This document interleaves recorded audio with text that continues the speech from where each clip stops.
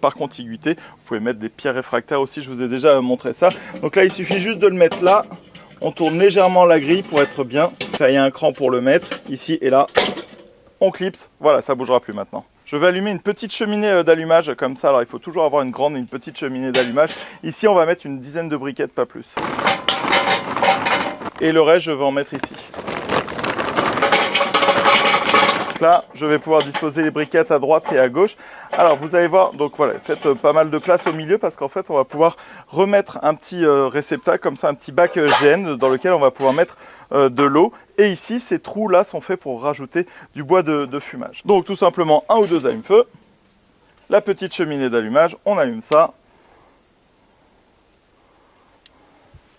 Et on n'a plus qu'à poser dessus. Et voilà comment on transforme un barbecue kettle. Donc c'est pour ça que c'est hyper polyvalent. On peut faire de la grille à cuisson directe, indirecte. C'est un 57 cm. On peut faire à manger pour plusieurs personnes. Et avec ça, on va pouvoir mettre le charbon ici. Donc ça marche avec le charbon. La briquette, ça permet d'avoir pas mal de stabilité. Et que je puisse vous dire, ben voilà, avec tant de briquettes allumées et tant, ben voilà, ça va durer tant de temps, etc. Donc c'est vraiment beaucoup plus simple.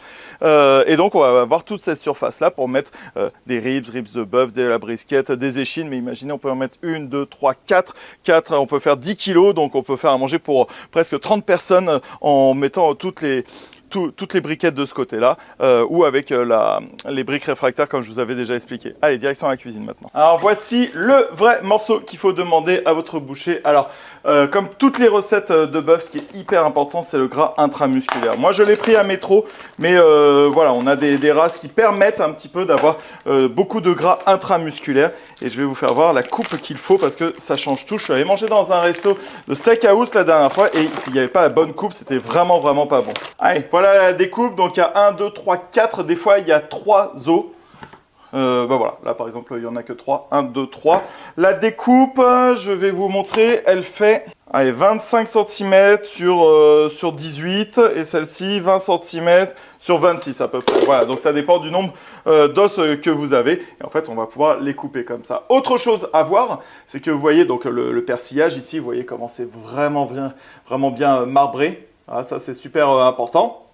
Et on a enlevé la partie du dessus. Souvent, en France, on va avoir le plat de côte, mais avec une partie du flancher qui est immangeable. Vraiment, il faut l'enlever. On parlait de la taille. Regardez. Là, on va être sur du 6 cm d'épaisseur.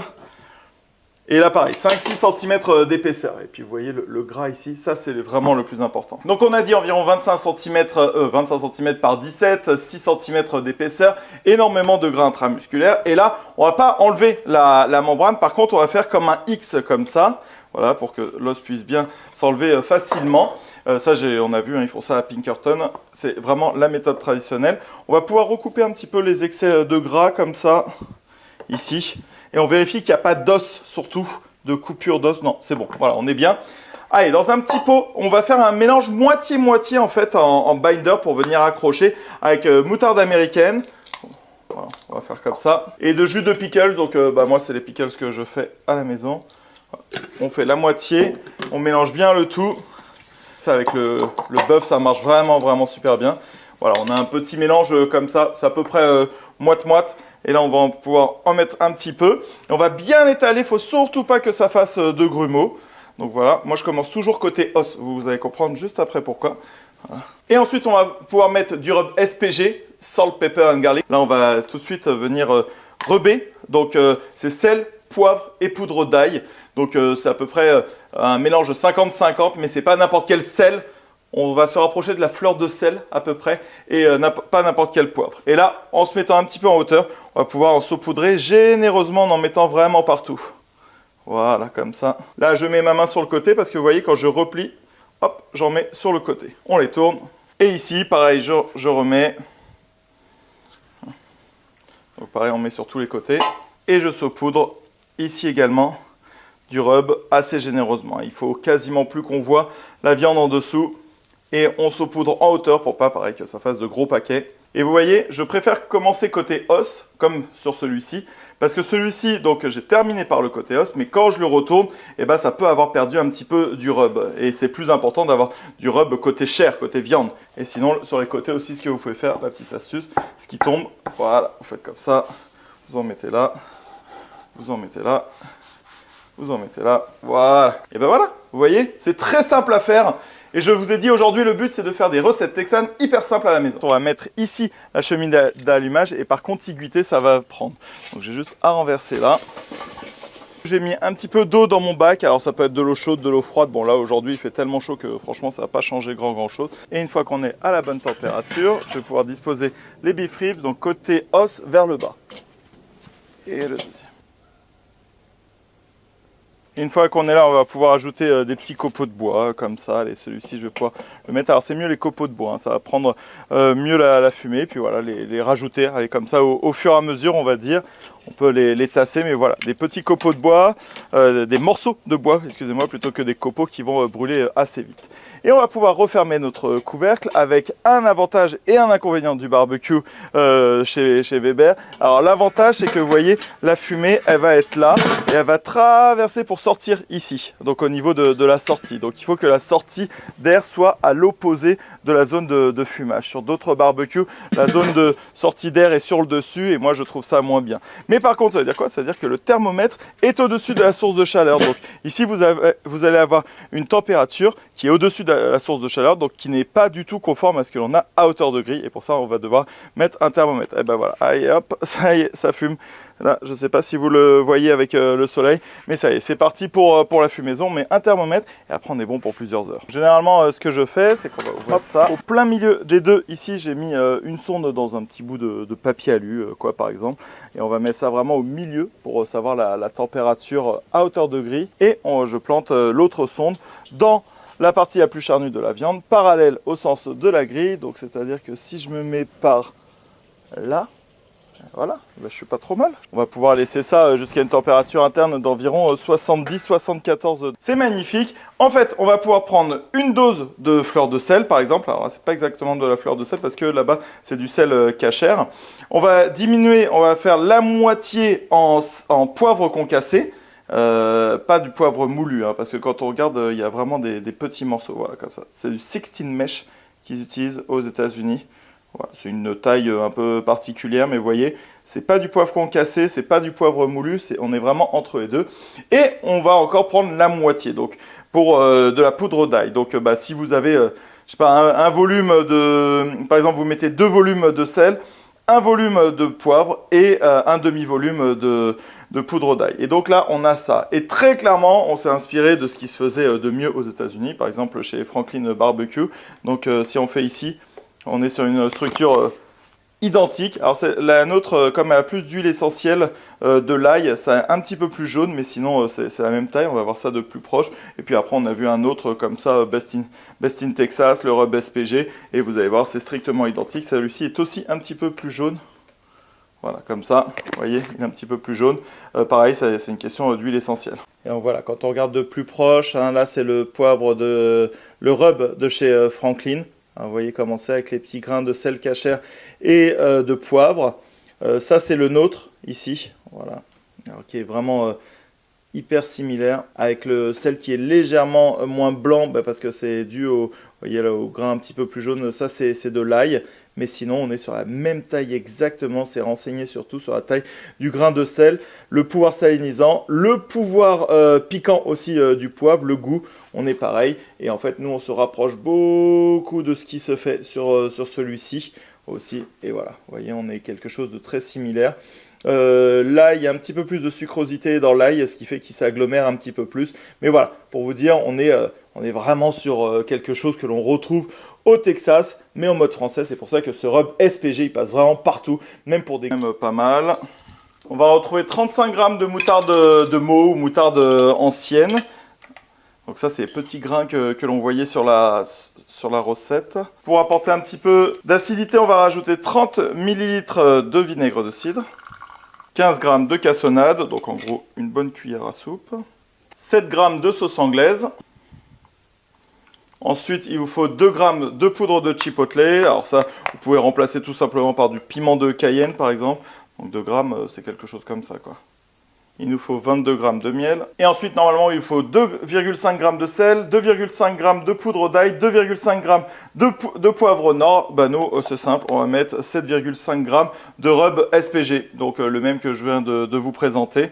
Alors c'est pas, du coup, c'est pas de l'oignon mais de l'ail, mais bon, ça change pas grand chose. Du coup, le ketchup était inscrit sur l'étiquette des bouteilles qu'ils vendaient, mais je trouve que ça change un peu trop, et puis c'était vraiment pas grand chose, donc comme ça suffit. Allez, il y a ça, direction le feu, juste pour dissoudre le tout.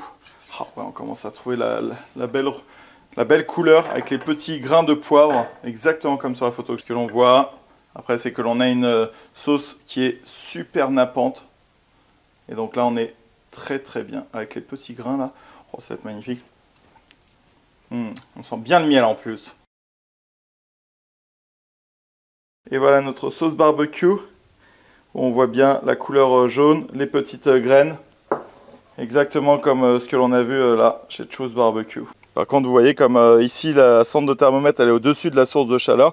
Ici ça m'indique 220 degrés alors qu'en fait on est à 138 degrés à hauteur de grille. On arrive à 63 degrés de température interne, 127 dans le barbecue. Franchement c'est assez stable, hein. Vous avez vu, j'ai touché à rien du tout.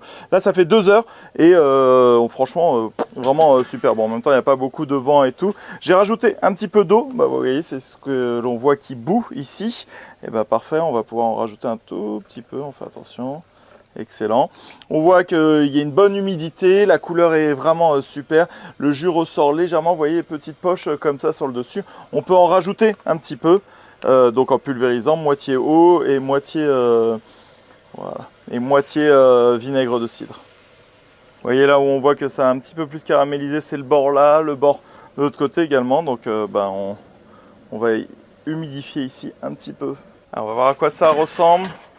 La couleur est magnifique.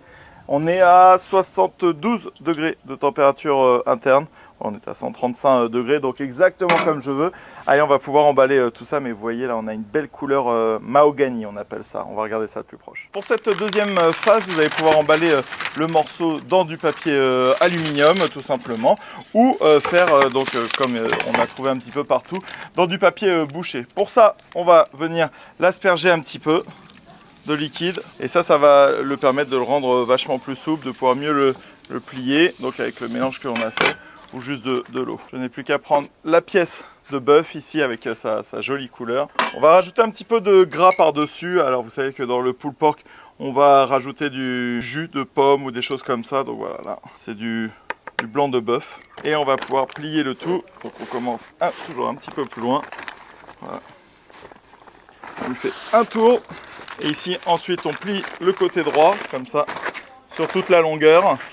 Ensuite, le côté gauche, pareil, on va plier sur toute la longueur. Et on ramène une fois, 2 fois. Et le surplus, on peut le replier comme ça. Voilà.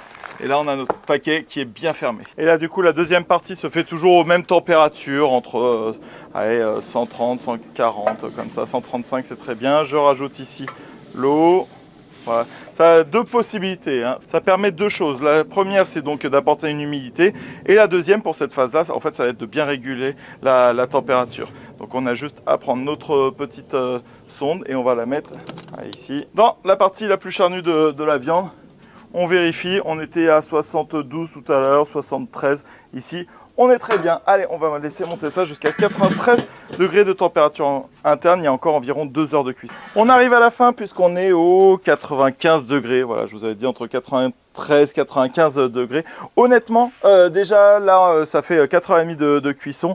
Ça a super bien tenu. On a été toujours entre, allez, on va dire 127 et 140 degrés. Donc voilà, ce qui est vraiment pas grand chose. Une stabilité incroyable. Bon, en même temps, il a fait beau, il n'y a pas eu de vent qui soufflait, etc. etc. Donc les conditions étaient super. Donc on arrive là, quand on arrive là, bon, bah, c'est tout simplement, ça c'est un des thermomètres les plus sous-cotés, je trouve. Le Thermapen, en France du moins. Et donc l'idée c'est de mettre ça là-dedans, voilà. Et quand ça pique comme dans du beurre, bon, bah, c'est que c'est cuit. Donc là c'est très bien, on va pouvoir les sortir. Là, on voit qu'ici il y a encore 5-6 briquettes. Franchement, je pense que avec ce que j'ai mis, 6 heures sans problème ça tient. Donc un pulled pork ou quoi, franchement super.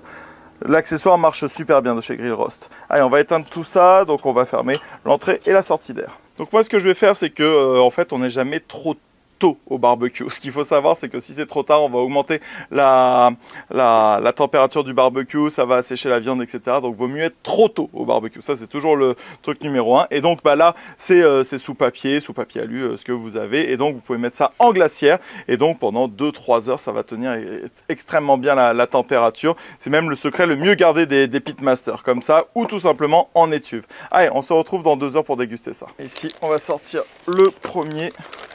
Oh là là, avec le jus. Ouh, vous voyez ça? Oh punaise, trop bon. Et donc là, on n'a plus qu'à couper entre les os. Voilà. Et là, on a un beef ribs exactement comme ce que l'on a vu. Alors attendez, je vais tenir. Exactement comme ce que l'on a vu au Texas. On revoit bien ici le smoke ring tout du long. Voilà, une viande fibreuse, juteuse. Je comprends pourquoi c'est vraiment le morceau préféré de Stéphane. Et pour éviter l'oxydation, toujours, hein, on le prend comme ça et on le trempe un peu dans le jus. Je vais redécouper un autre ici par exemple. Donc là, on a vraiment un morceau hyper juteux. Voilà. Et on note un beau bark bien foncé sur l'extérieur. Donc vous voyez, on peut vraiment avoir un résultat digne du Smokehouse Texan avec un kettle tout simplement. Incroyable. Ah, vous voyez, c'est vraiment ultra juteux quand on fait comme ça. Et pour la dégustation, on va mettre un peu de sauce ici.